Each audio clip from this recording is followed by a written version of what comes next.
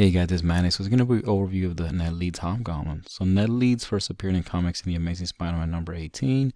So Ned is an upcoming Daily Bugle investigative reporter and a rival to Peter Parker, aka Spider-Man.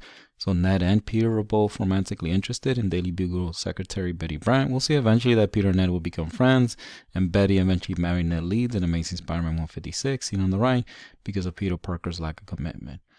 We're going to see much later on Amazing Spider-Man that Betty is explaining to Peter and complaining that Ned is a severe workaholic. He's constantly stationed overseas working, and Betty is often alone. So she decided to separate herself from Ned. It looks like she's trying to romantically reconnect with Peter. We're going to see later on that Peter's going to act like a complete asshole towards Betty and is going to basically push her back to Ned. So Peter basically saves Ned and Betty's marriage. Much later on Amazing Spider-Man, we're going to see that Ned and Betty are in marriage counseling, and it looks like Ned is still a severe workaholic. The same issue, we get a little bit of Ned's character, so he's pretty selfless, so he steps in the way of the Cobra's poison darts to save an informant. We're also going to see that Ned is an ethical journalist, so he stands up to J. Jonah Jameson and tells him that he won't allow him to use his story to slander Spider-Man. And issue later, we're going to see that Betty and Peter are talking. When asked if she's still having issues with Ned, she explains it's not as bad, but we can see that Ned is still a workaholic. Okay, so we get a little bit more of Ned's character in Amazing Spider-Man 235. So he's committed to the truth. So he doesn't want a big corruption case to be squashed by J. Jonah Jameson.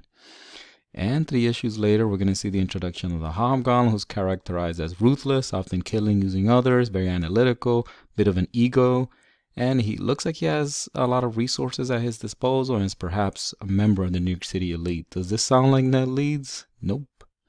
So Roger Stern, the Hobgoblin's co-creator, so he eventually settled on the power-hungry, unethical fashion designer Roderick Kingsley as the Hobgoblin.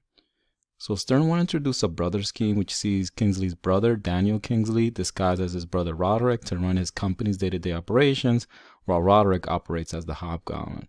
So he only wanted the mystery of the Hobgoblin to last until Amazing Spider-Man 264, which is one more issue than the Green Goblin Mystery. Unfortunately, Roger Stern would leave Amazing Spider-Man and later explain his brother's scheme to Tom DeFalco, who take over writing duties. DeFalco was not impressed by the brother's scheme and asked if he could take the story in a different direction. So he wanted first to prolong the Hobgoblin mystery, which he thought was important to the character. He wanted to make Ned Leeds a red herring, meaning he would leave a lot of clues to make the reader think that the Hobgoblin is Ned Leeds, but he eventually revealed Richard Fisk, the son of Wilson Fisk, as the Hobgoblin. And DeFalco will leave a lot of clues that Ned Leeds is the Hobgoblin. So in Amazing Spider-Man 283, for example, we see Ned trigger Peter Parker, aka Spider-Man's spider sense. DeFalco would also introduce the mid-level crime boss to Rose, and he eventually partnered up with the Hobgoblin. Another quality of the DeFalco Hobgoblin is that he's pretty irrational at times, and he's always has this petty obsession with Flash Thompson. It should be noted that Flash Thompson was having an affair with Betty Brant, which again is another clue that Ned Leeds is probably the Hobgoblin. We're going to see that Priest, Christopher Priest, at the time known as Jim Owsley, he's actually going to push out Tom DeFalco and the artist Ron Friends. So Priest would later recommend the Super Assassin, the foreigner, as the Hobgoblin, but that was rejected. So Priest would sabotage DeFalco's plan. So first he revealed Richard Fisk as the Rose in Amazing Spider-Man 286 again. DeFalco wanted Richard Fisk to be the Hobgoblin. Priest would further spite DeFalco by killing Ned Leeds in the one-shot story called Spider-Man vs. Wolverine. It should be noted that DeFalco lied to Priest and told him that Ned Leeds was the Hobgoblin. So Jim Scalicrup was named as the new editor, and he would eventually supervise the end of the Hobgoblin mystery. So Peter David was selected to write the Hobgoblin review in Amazing Spider-Man 289. David noted that all the clues pointed to Ned, so he would reveal him as the Hobgoblin, even though Ned Leeds was killed in the issue of Spider-Man vs. Wolverine a month earlier. So Amazing Spider-Man 289, we're going to see that Jason McIndale, aka Jack-O-Lantern, who was a rival to the Hobgoblin and afraid of the Hobgoblin, will pay the foreigner to assassinate Ned Leeds. Here we see on the far left, Ned being ambushed by the foreigner's men. Middle slide, we see Ned putting up a pretty weak effort and is eventually going to be killed. You can see Ned screaming out for Spider-Man. Priest will attempt to explain the Rose and the Hobgoblin partnership and the overall origin of the Hobgoblin. It was a pretty weak effort. So ethical and workaholic Ned Leeds just out of the blue decided to take down the Kingpin. So he recruited his son Richard Fisk. He would eventually create the Hobgoblin Rose identity. Where did he find the time and resources? And since he was working so closely with J. Jonah Jameson, yeah, it really didn't make any sense. So Jason Macendale would eventually take over as the Hobgoblin. I did a video on his terrible character introduction and legacy. I'll leave a link to that and a card to that video below.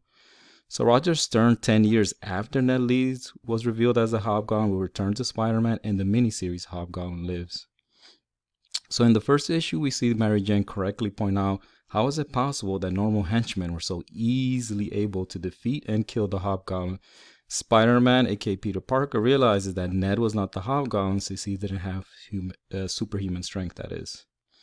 In issue 3, we learned that the original Hobgoblin, Roderick Kingsley, learned that Ned Leeds was trailing him, and he would brainwash Ned Leeds and use him as basically as a villain Hobgoblin and form a partnership with the Road in his attempt to rule the underworld.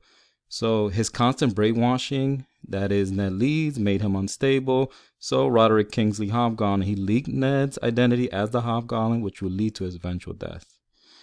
Comics, of course, Ned has come back from the dead in Amazing Spider-Man 68. So final thoughts. So Ned Leeds was never intended to be the Hobgoblin. He was only chosen because 1, Roger Stern never got to carry out his vision. And 2, we can see all this editorial and egos behind the closed doors. And 3, to be honest, David had no choice but to make the Hobgoblin as Ned Leeds. All the clues pointed to him, and there were really no clues for Richard Fisk at the time. So the Ned Leeds fiasco has done lasting damage to the Hobgoblin, I think. Especially the Jason Macendale Hobgoblin, which has been a complete disaster. But of course, the Hobgoblin still has many loyal fans like me because of the animated series Spider-Man. And then the retcon by Roger Stern wasn't perfect, but I think it brought more prestige to the Hobgoblin. Alright guys, but most importantly, I want to hear what you guys think. I'll leave a playlist here for more similar videos. As always, guys, I thank you guys for watching. All that good stuff. Please like, comment, and subscribe. And I'll talk to you guys next time.